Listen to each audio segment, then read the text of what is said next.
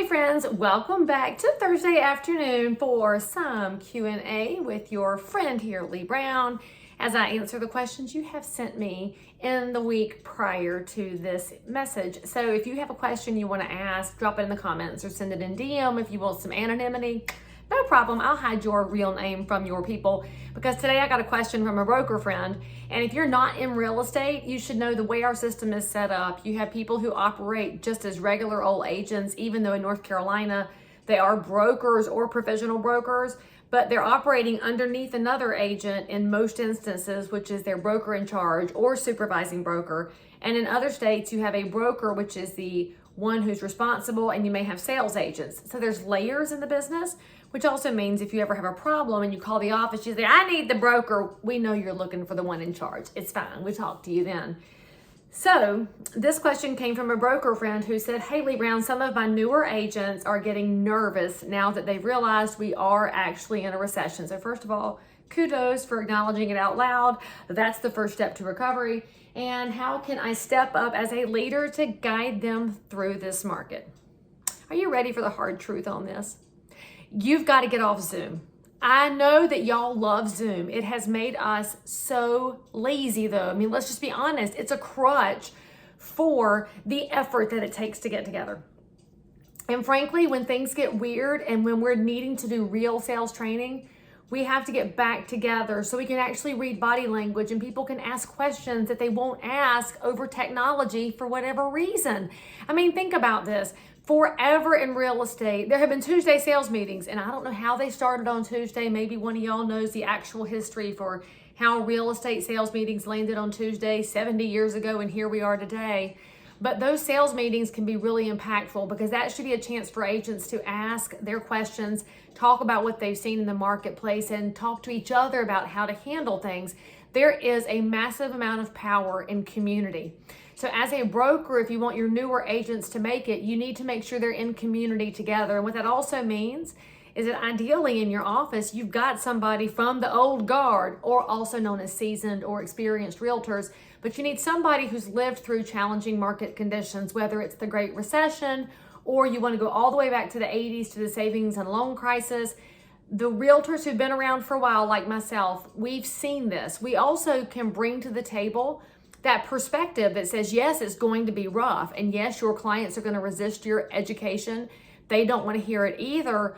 But that seasoned agent can also tell you that this is a season that we're in. Newer agents haven't seen this. If you got your license in March of 2020 or more recently than that, you've only seen an up market. In fact, the up market that you've seen is a white hot market that none of us had ever seen. We'd never seen a market like we saw during the COVID. If you go back, it's not even like any of our other up markets. So you may have gotten really skilled at writing and winning multiple offer situations for buyers where there were 40 offers on a house. But friends, that is not the market we have right now. Now, in some parts of the country, there are still multiple offer situations, but it's not 40 offers. It might be 2. And you're thinking, woo, bid more. And that's pretty much how real estate's always been. The last 2.5 years have been an anomaly. So if you're a newer agent, I want you to learn how to price a property effectively, because during COVID, you have not had to have great pricing skills. Newer realtors need to know how to price. The best way to figure that out, go talk to an appraiser. A real live independent appraiser is a partner of the really smart broker. And you can ask, how do I adjust between property A and property B? What is that fenced yard worth? What is that kitchen worth? What are the extra bedrooms worth? Start getting yourself some real information.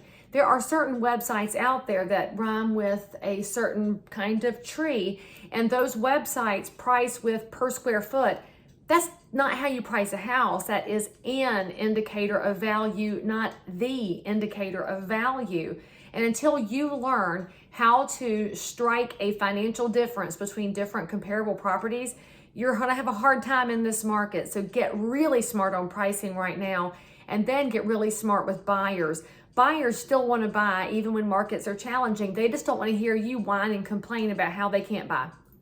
Let's be honest about that. There's a lot of realtors out there saying, oh, interest rates are high, nobody can afford it, oh, the world is ending. Look, if you're going to tell people the world's ending, they're probably not going to move forward.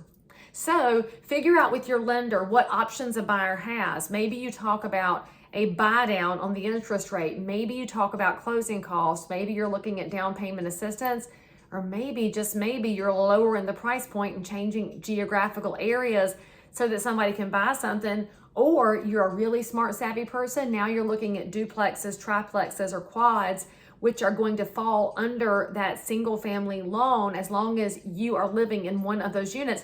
This is what a savvy agent does right now. Go get yourself some fresh information.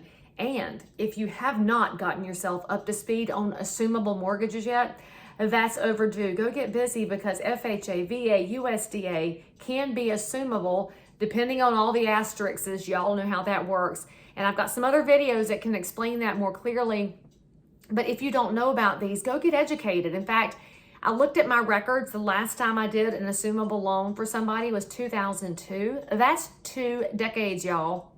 And I'm very young. I mean, the old guard, y'all have done these a lot more than I have, but probably 2002 and earlier. So you too are out of practice and are early career realtors. You've never seen it. So a broker is going to provide that education and that community. And I could talk about this for days, but it worries me, frankly, that our early career realtors, our newer realtors, don't seem to be interested in education. I got to tell y'all, we have done ourselves a disservice as a society that we act like we all know everything. I'm the first one to say I don't know everything. And in fact, I'm so grateful when I get to go to a realtor conference, because I get great ideas and insights. And there is so much that you can then convey to the public and be a better advocate for them when you've learned from other people who have information to share. So start building these sales meetings into a collaborative community to make each other stronger, and everything's going to be better. And by the way, be okay if some of them go, because not everybody needs to be in real estate. The great people, I want you educated, because we need you now more than ever. All right, let's see. Sure, it's not sitting well. All right, question number 2. Hey, Leigh Brown, how should I adjust my approach as a realtor during this economic downturn? Anything I should be doing differently? Yes, there is.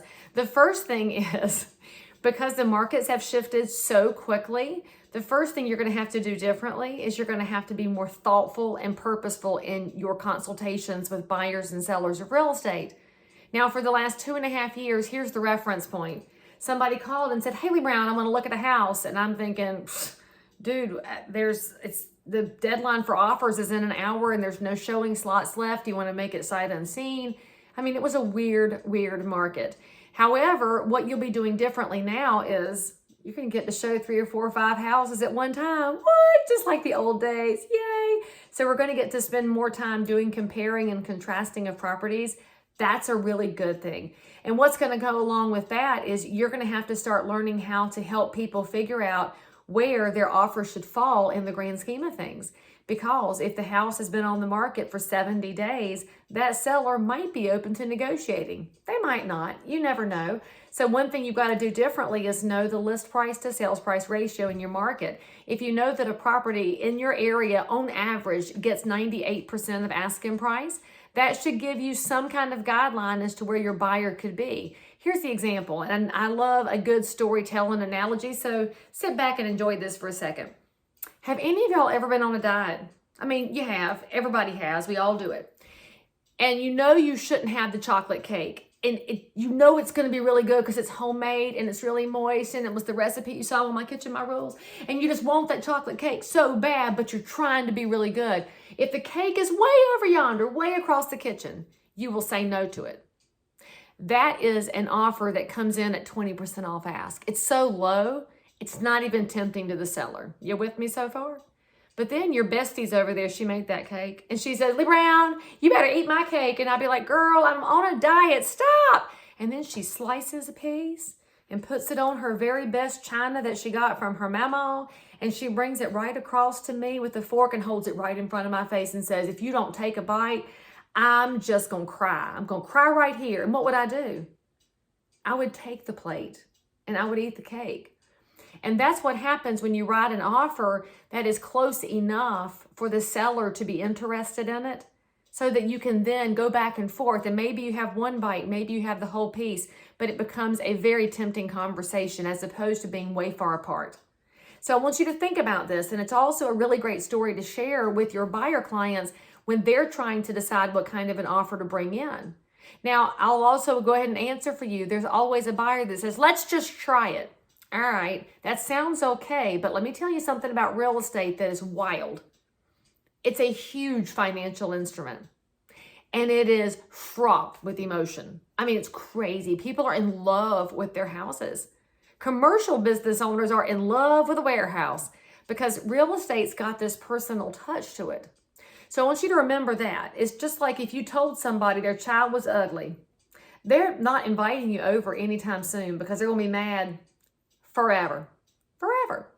So remember this, if you drop that super low offer, that seller might say, pound sand, don't you ever come back. And then you bring them a great offer, it's going to be even harder to get them to talk to you because now they're hurt.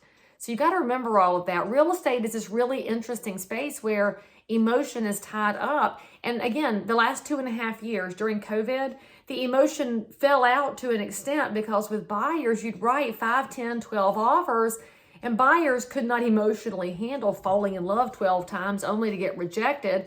And so they tempered their emotions until they got a property. And with sellers, the emotion was a little bit handled because when you have so many offers, you're just detached from the property. It's all switching back. So that's what I want you to think about doing differently is the way that you approach people has to be a better environment for asking questions and being curious while you know the data of how to price a house and while you know the data of what's happening on the buy side. A really great realtor understands that multiple listing service, that free market that you are a part of, is built on cooperation. And what cooperation looks like is you're bringing the best of your data to share with the best of other people's data so we can do the best job possible for the neighbors we serve. Now, all right, so here's our third question of our Thursday. My computer went to sleep, so let me unsleep it here. I don't know why I keep doing that. Okay, here's question number 3 for this amazing first Thursday in November. Hey, Leigh Brown, what's your suggestion on how to engage for the first time with your neighbors? I created a, hey there, I'm not only your local realtor, I'm also your neighbor. Please feel free to call me if I can help in any way, even if you just need a cup of sugar flyer. Should I rethink that and only use a business card and post-it note? I want to get across that I'm just down the road. All right, so you have to consider the context here. A lot of this depends on where you live. If you live in a condo complex full of Zoomers and millennials, they're probably not the cup of sugar crowd. And so shorter and sweeter might be better. It could be a business card with a post-it note that says, call me if you need me. That's really basic. If you're living in a 55 plus community where people are at home and they're living their best retirement life and they're sharing RV stories, that might be the longer note where there's a cup of sugar involved, but I don't know. It depends on the area where you are. I mean, I will tell the truth. I judge a neighborhood like this. I'm driving with my hand on the wheel. Do people wave back or not? Now, you don't do a whole hand wave. A whole hand is too much. Y'all knew that, right? Generally, the one finger wave is what you're looking for. But if no fingers come off that steering wheel, it's probably not a super friendly community. And I know I'm judging, but hey, I'm an INTJ. That's what my people do. And so that might not be a cup of sugar neighborhood. So you just want to think about the context, right? And one way to find out is go do some door knocking. It is old school to go out and knock on doors. But frankly, it's one of the most enjoyable parts of real estate is getting face to face with neighbors and saying hello to them. And for you who are afraid to door knock, most of the time, people answer the door only if they're in a space to answer the door, unless they came to the door to yell at you, which means you just gently excuse yourself and scoot along because that's not about you, that's about where they are. But in many households, they're just not going to come to the door if it's not convenient, or they're going to watch you on the little doorbell thing. As you've knocked on some doors in the neighborhood where you live, you're going to get a flair for the neighbors. You're going to get a flair for the environment, the attitude, and then you'll know exactly what to do.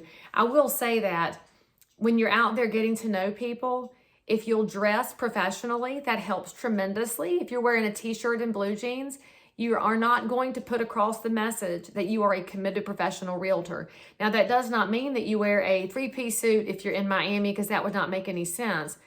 But if you were in Manhattan, it would. And so it all depends on the neighborhood. And if you're going to tell me, but Leigh Brown, I'm in a comfortable, casual, rural area. We all wear blue jeans. I feel you. If all of your clients wear blue jeans, that's fine. But you had better be +1 and be blue jeans plus a blazer or khaki pants or something cute. Because if you want people to believe that what's here is worth anything and what's here is worth listening to, then dress like you mean it and go ahead and own that space that you're in.